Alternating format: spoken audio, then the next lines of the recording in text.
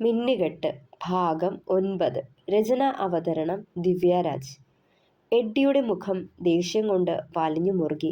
ഓരോ തവണയും ഇസഹാക്കിനൊപ്പം അമ്മാളുവിനെ കാണുമ്പോൾ അവളെ തനിക്ക് എന്നേക്കുമായി നഷ്ടപ്പെടുമോ എന്ന ഭയം അവനെ കീഴ്പ്പെടുത്തി തുടങ്ങിയിരുന്നു.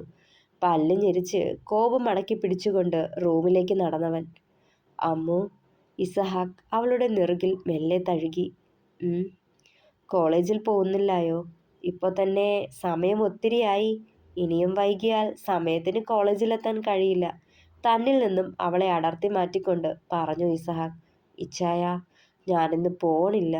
നാളെ പോയാൽ മതിയോ? ഇനി ഇത്രയും വൈകിയില്ലേ?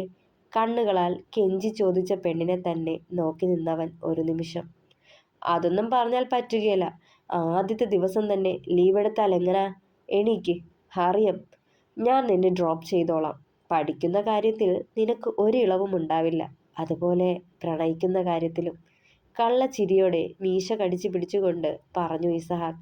അത് കണ്ടതും അവൾ അവനെ കൂർപ്പിച്ചു നോക്കി പേടിപ്പിക്കാതെ ചെന്ന് റെഡിയാവാൻ നോക്കു പെണ്ണെ.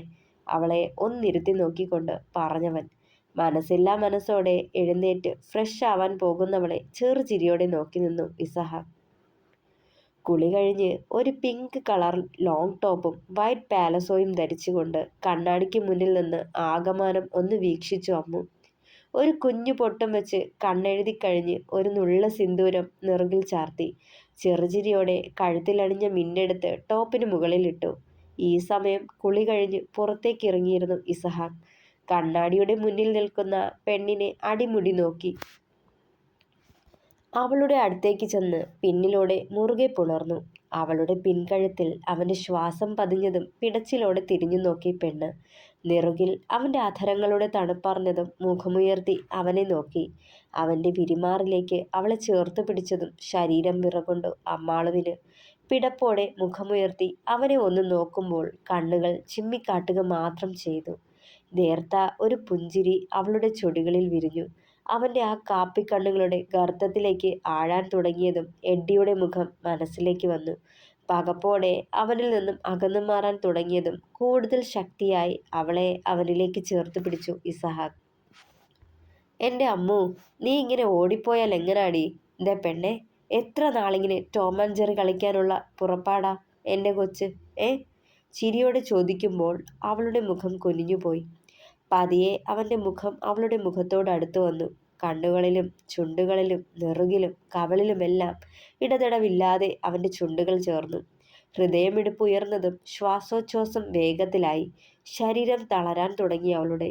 ഒരു താങ്ങിനായെന്നോണം അവന് തന്നെ മുറുകെ പിടിച്ചതും ചെറുചിരി അവളുടെ ചുണ്ടുകളിൽ വിടർന്നു.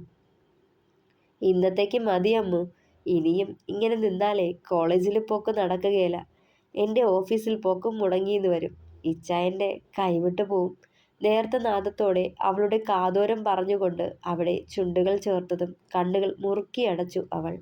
അവൻ്റെ ശ്വാസം കണ്ണുകളിൽ പതിഞ്ഞതും പതിയെ കണ്ണുകൾ വലിച്ചു തുറന്നു.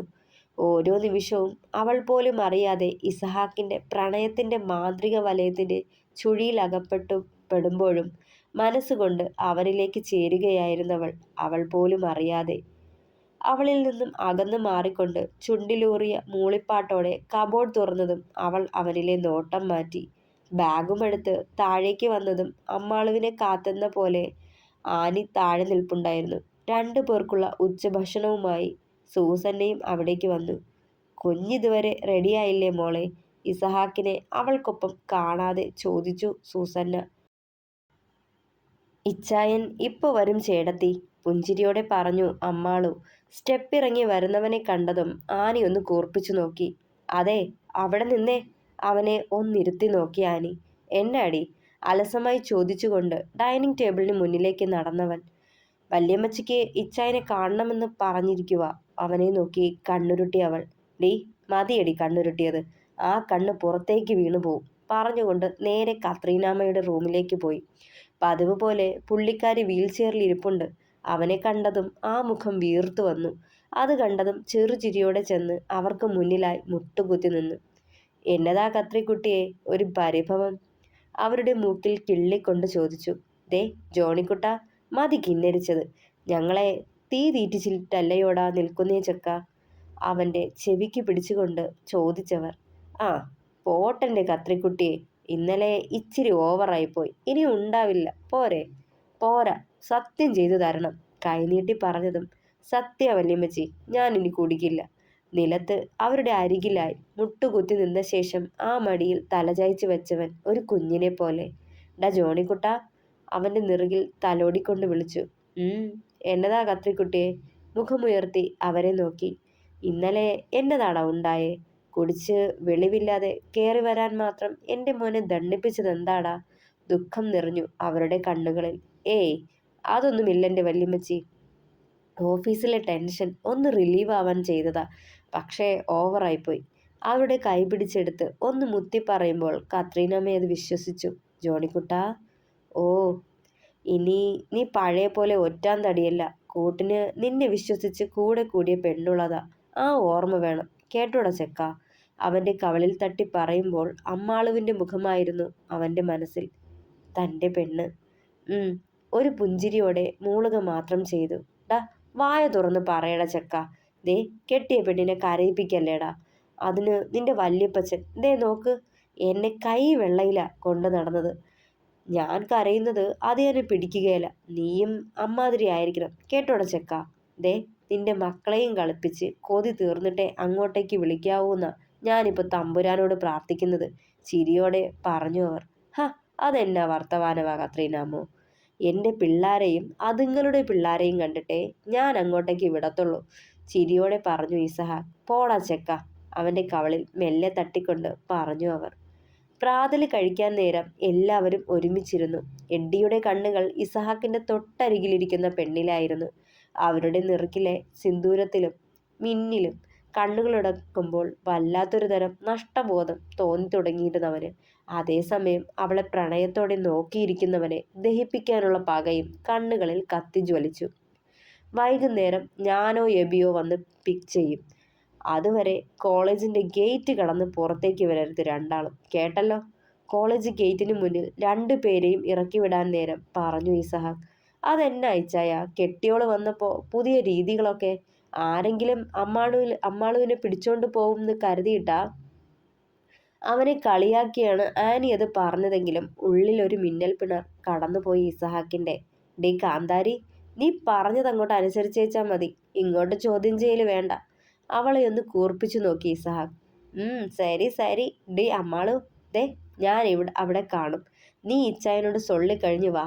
പറഞ്ഞുകൊണ്ട് ഡോർ തുറന്ന് ഇറങ്ങി ആനി. ആനി, ഞാനും വരാ. പകപ്പോടെ പറഞ്ഞുകൊണ്ട് പോവാൻ തുടങ്ങിയവളുടെ കയ്യിൽ പിടിച്ചു വലിച്ചിരുന്നു ഇസഹാക്ക്. ഇച്ചായ, ഞാൻ പോട്ടെ. പകപ്പോടെ പറഞ്ഞുകൊണ്ട് ആനിയെ നോക്കുമ്പോൾ ഗേറ്റ് കടന്ന് അകത്തേക്ക് കയറിയിരുന്നവൾ. അതെ, കൊച്ചു പൊയ്ക്കോ. അതിനു മുന്നേ ഇച്ചായന് തരാനുള്ളത് തന്നേച്ച് പൊയ്ക്കോ. കുസൃതിയോടെ ചുണ്ടുകൾ ഒഴിഞ്ഞവൻ. ഇച്ചായ, ഞാൻ പോവാ. ചുണ്ടു കൂർപ്പിച്ച് പറഞ്ഞുകൊണ്ട് വീണ്ടും ഡോർ വലിച്ച് തുറക്കാൻ നോക്കിയതും വലിച്ച് നെഞ്ചിലേക്ക് ഇട്ടുകൊണ്ട് ചുണ്ടുകളിൽ അമർത്തി ചുംബിച്ചവൻ.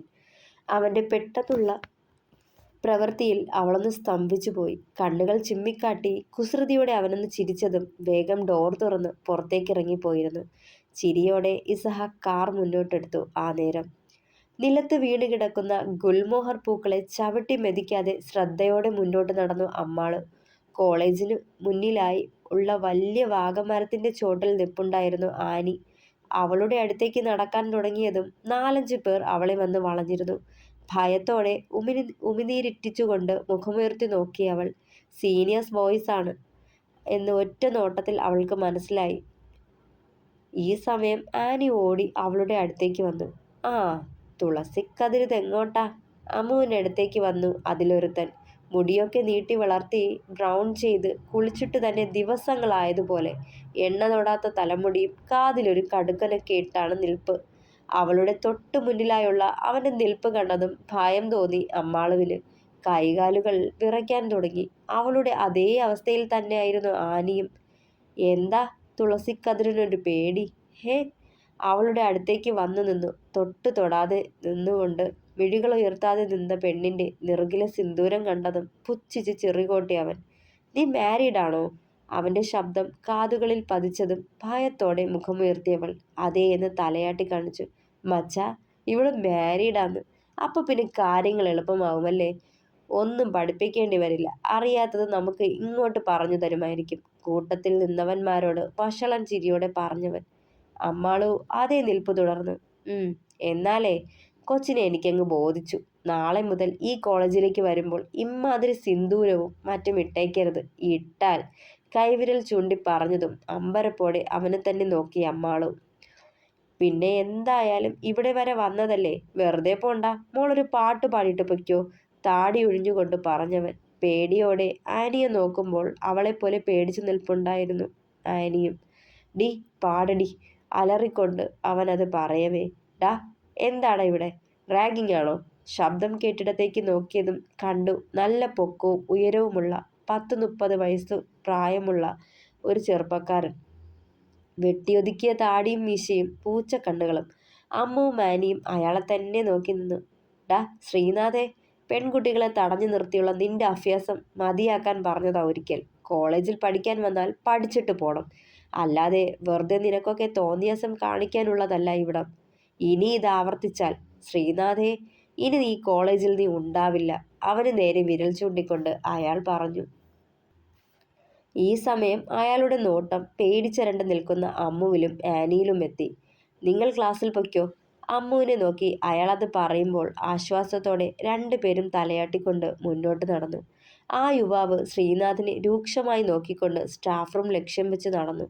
അയാൾ പോയി കഴിഞ്ഞതും ശ്രീനാഥ് കോപത്തോടെ കൈമുഷ്ടി ചുരുട്ടി. ശിവദർശ്, തന്നെ എൻ്റെ കയ്യിൽ കിട്ടും. വിടില്ല മോനെ. ശ്രീനാഥ് മുരണ്ടു. ലാൻഡർ പ്ലാസയിൽ നിർമ്മിച്ചു കൊടുക്കേണ്ട പുതിയ 20 നില ഫ്ലാറ്റിൻ്റെ പ്ലാൻ ചെക്ക് ചെയ്യായിരുന്നു ഇസഹാക്ക്. ഈ സമയം അവൻ്റെ ഫോണിലേക്ക് ഒരു കോൾ വന്നു. നോക്കുമ്പോൾ അൺനോൺ നമ്പർ. ക്ലയൻസ് ആരെങ്കിലും ആവുമെന്ന് കരുതി ഇസഹാക്ക് കോൾ അറ്റൻഡ് ചെയ്തു. ഹലോ, ഇസഹാക്ക് ജോൺ കുരിശുമറ്റം, അമ്മുവിൻ്റെ പുതിയ രക്ഷകൻ അല്ലേ? ഒരു അമ്പരപ്പോടെ ഇസഹാക്ക് ആ കോളിൽ ശ്രദ്ധിക്കുമ്പോൾ ചന്ദ്രൻ പറഞ്ഞ കാര്യങ്ങളായിരുന്നു മനസ്സിൽ. ആരാ നിങ്ങൾ? ദേഷ്യത്തോടെ ചോദിച്ചു ഇസഹാക്ക്. ചൂടാവാതെ കൊച്ചനെ, എന്നെക്കുറിച്ച് ചന്ദ്രൻ പറഞ്ഞിട്ടില്ലേ നിന്നോട്? ഞാൻ മാധവൻ, അമ്പാട്ടെ മാധവൻ. ആ പേര് കേട്ടതും നടുങ്ങിപ്പോയി ഇസഹാക്ക്. തുടരും. കഥ ഇഷ്ടമായാൽ അഭിപ്രായങ്ങൾ പറയണേ, ലൈക്ക് ചെയ്യണേ, ഷെയർ ചെയ്യണേ, സബ്സ്ക്രൈബ് ചെയ്യണേ, ഹൈപ്പ് ചെയ്യണേ. Thank you.